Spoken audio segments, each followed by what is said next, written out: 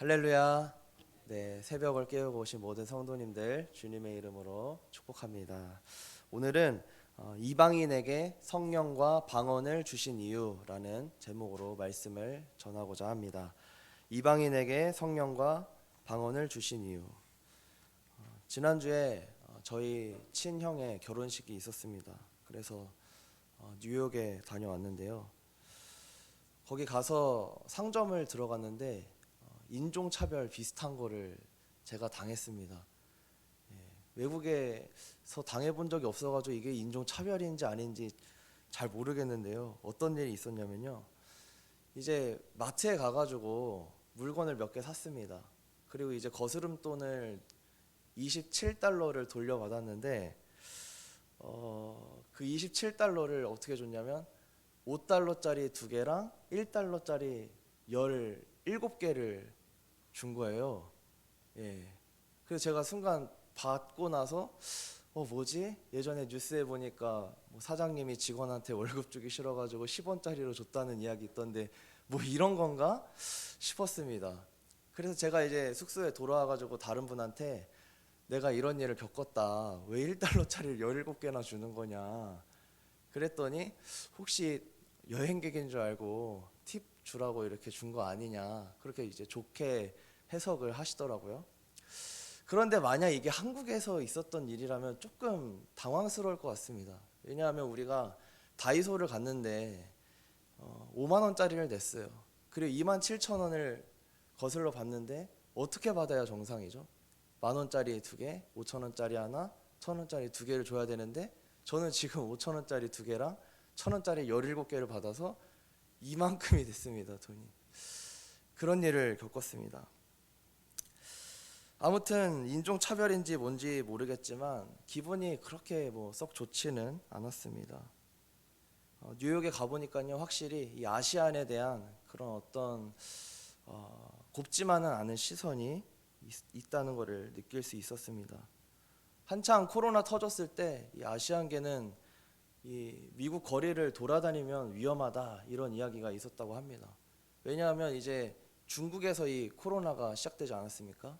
그래가지고 그 미국 사람들의 분노가 이 중국인들을 향한 분노가 굉장했대요. 너네 때문에 우리가 지금 막 제대로 다니지도 못하고 사람들이 죽는다. 그래서 그 사람들이 이제 중국인, 한국인, 일본인 구분을 못 하잖아요. 그래서 함부로 돌아다니지 말라고 총 맞을 수도 있다. 뭐 그런 얘기를 했다고 합니다. 아무튼 오늘 본문도 이런 인종차별에 대한 이야기가 나옵니다. 유대인은요, 이방인을 개로 여겼습니다. 이 개로 여겼다는 것은 부정한 존재로 보았다는 것입니다. 이 유대인들에게 개란 온갖 썩은 음식을 먹고 사체, 동물 사체를 먹는 존재로서 전염병을 옮기는 더러운 존재였습니다. 지금의 우리에게 개는 어떤가요? 그런 이미지는 아닌 것 같습니다. 요즘 시대로 이 유대인들이 느꼈던 개에 대한 이미지를 조금 바꿔본다면 아마 바퀴벌레 정도가 되지 않을까 싶습니다. 잡식성이고 나타나면 다들 깜짝 놀라고 피하고 싶어하고 혐오스러워하는 그 정도 느낌이 아닐까 싶습니다. 우리가 여행에 갔는데 숙소 불을 딱 켰는데 이만한 바퀴벌레가 있다고 생각해 보세요. 거기서 잠을 잘 수 있을까요? 예, 아마 불안해서 잠을 자기 힘들 겁니다. 그 정도인 거죠. 예. 바퀴벌레가 무섭나요? 무서운 건 아닙니다. 그냥 굉장히 더럽고 혐오스럽고 같이 있기가 싫은 거죠. 유대인에게도 마찬가지였습니다. 개란 그런 존재였고요. 이방인들도 그들이 느끼기에는 이렇게 혐오스럽고 더러운 존재였던 것입니다. 그러니까 함께 식사도 하지 않았던 거예요. 부정해지니까요. 초대하지도 않았고 초대를 받아도 가지도 않았습니다. 그런데 오늘 말씀에 나오는 이 베드로는 백부장이었던 고넬료, 이 이방인이 자기의 집으로 불렀을 때 흔쾌히 갔습니다. 그러면서 사도행전 10장 28절에 이렇게 말합니다. 유대인으로서 이방인과 교제하며 가까이 하는 것은 위법인 줄을 너희도 알거니와. 예, 베드로도 알고 있었던 거예요. 내가 이렇게 간다는 것은 문화적으로 봤을 때나 율법적으로 봤을 때나 지탄을 받을 만한 일인데 내가 왔다, 이렇게 말하는 것이죠. 그러면서 오늘 우리가 읽은 34절에 내가 참으로 하나님은 사람의 외모를 보지 않으시고 라고 말합니다. 그러니까 사람은요, 차별하고 외모를 보고 겉모습을 보고 능력을 보고 그 사람의 재력을 보고 그러지만 하나님은 그런 차별이 없으신 분이라는 것을 본인이 깨달았다고 말합니다. 그러면서 35절에 하나님은 차별하지 않으시고 오히려 그 사람이 어떤 사람이든 간에 피부색이 어떻든 간에 어떤 출신이든 간에 하나님을 경외하고 의를 행하는 자라면 다 받아주신다는 것을 깨달았다, 그렇게 고백을 합니다. 그러면서 함께 있을 수 없는 바퀴벌레 같은 그들에게 그런 혐오스러운 존재였던 사람들에게 복음을 전합니다. 예수 이름으로 죄 사함을 입는다는 복음을 전하자 44절에 보시면 성령이 임하는 것을 우리가 볼 수 있습니다. 44절과 45절 제가 읽어보겠습니다. 베드로가 이 말을 할 때에 성령이 말씀 듣는 모든 사람에게 내려오시니 베드로와 함께 온 할례 받은 신자들이 이방인들에게도 성령 부어주심으로 말미암아 놀라니. 베드로가 복음을 전하자 이 이방인들에게도 성령이 임하는데요, 이것을 보고 깜짝 놀랍니다. 누가 놀래요? 할례 받은 유대인 신자들이 깜짝 놀랍니다. 그리고 성령만 받은 게 아니에요. 곧 이어서 방언을 하게 되는 것을 보게 됩니다.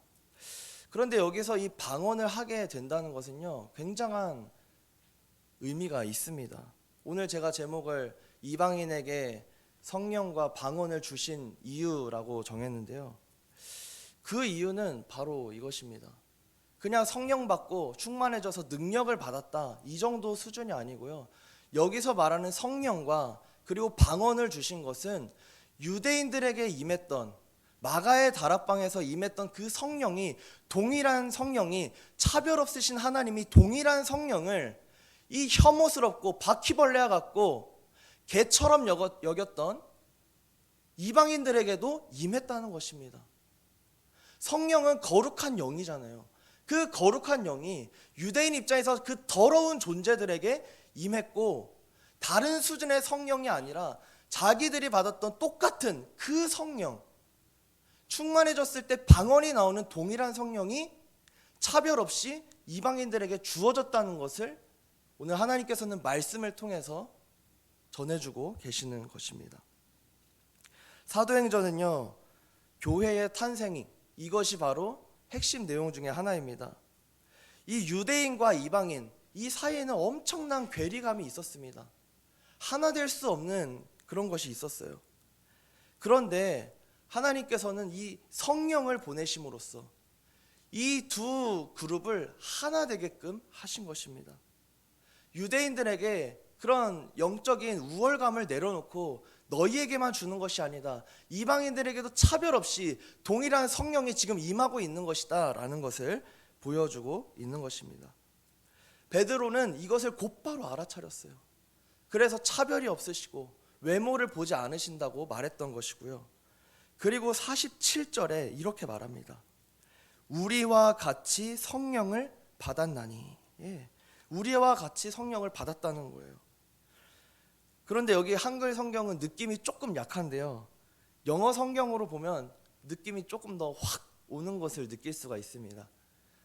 킹 제임스 버전을 빼고 다른 영어 성경은 다 이렇게 번역을 하는데요, just as we have, 이렇게 말합니다. 이 just가 들어가야 됩니다. just는 이제 제가 사전을 찾아보니까 이렇게 나와 있더라고요. 시간을 말할 때는 동시성을 말한대요. 바로 그때. 그런데 여기서 이 just는 그 시간에 대한 동시성은 아닙니다. 여기서는 어떤 부사로 이제 쓰였냐면요, 바로 그거라는 의미로 쓰였습니다. 딱이라고 나와 있다고 그래요. 딱, 바로 그거, 정확히라는 의미로 쓰여진 거예요. 그러니까 다시 번역을 하자면요, just as we have, 우리가 받았던 바로 그거, 정확하게 그거라는 의미가 이 영어 성경에는 정확하게 드러나 있습니다. 그러니까 한글 성경에는 우리와 같이 성령을 받았으니, 이거 했을 때 그냥 성령 받았구나 이런 의미로 느껴지는데요.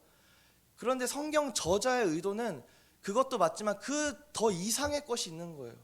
우리가 받았던, 정확하게 우리가 받았던 그 성령, 마가의 다락방에서 성령이 임했을 때, 최초의 성령이 임했을 때, 그때 우리가 성령이 충만해지고 동시에 방언이 나왔던 그 동일한 성령, 우리에게 역사하셨던 그 성령이 지금 이방인에게도 똑같이 임했다라는 것을 베드로가 그 의미를 드러내고 있는 것입니다. 하나님께서 이방인에게 성령과 방언을 주신 이유는 무엇인가? 너희도 이제 능력 받았으니까 성도로서 어떤 깊은 영적 수준에 도달했다는 것을 증명하라고 방언을 주시고 성령을 주신 게 아닙니다. 성령을 주시고 방언을 주신 이유는요, 하나 되었다는 거예요. 하나 되었다는 것. 유대인이 받았던 그 성령이 이방인에게도 임했다는 것.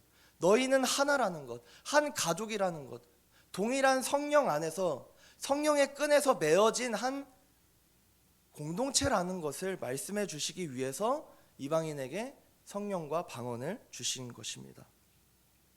성령은 갈등을 봉합하시는 분이십니다. 하나됨을 원하시는 분이십니다. 그래서 부부가 함께 교회를 다녀야 합니다.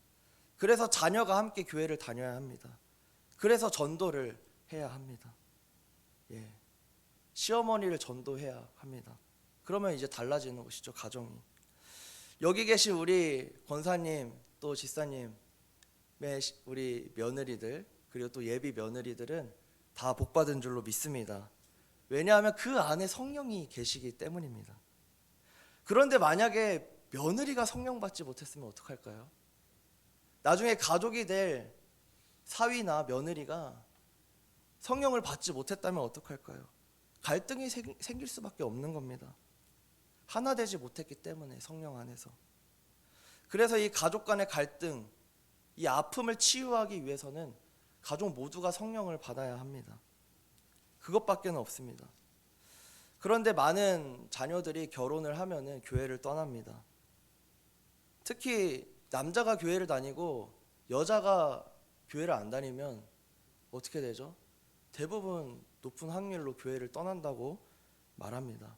반대로 이제 아내가 다니고 남편이 안 다니면요, 언젠가 10년, 20년, 30년, 40년이 걸려서라도 데리고 온다고 합니다. 그러므로 이제 우리 딸 같은 경우는 고난이 있어도 승리를 하게 될 것인데, 문제는 이제 아들들입니다. 며느리를 위해서 기도해야 될 줄로 믿습니다. 그러면 어떻게 해야 이 며느리가 교회 다니게 할 수 있을까요? 어떻게 해야 이 며느리가 성령 받아서 한 몸으로 갈등 없이 우리 가정이 행복할 수 있을까요? 어떻게 성령 받게 할까요? 그 방법은 사도행전 8장에 있습니다. 우리 한번 찾아보기 원합니다.